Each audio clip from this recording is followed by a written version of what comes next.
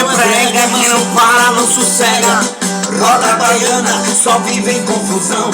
Nos anos 70 foi pro Rio de Janeiro, em pleno fevereiro, na praia de Ipanema. A gente foi desse verão, se mudou pra São Paulo e andou pelas esquinas. Entrou na publicidade, foi MC Vitamina e conheceu o Dinho de Mamonas Assassinas. Quando vem um filme encontrou nesta casal. Assim dizendo ela, assim dizendo ela, ela diz que é preguinha do Brasil e da amarela.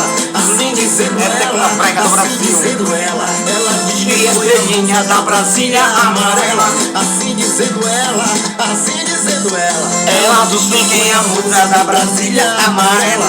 Assim dizendo ela, assim dizendo ela diz que é o tecnoprega do Brasil. Segura, vem dançar comigo, batidão da live. Que?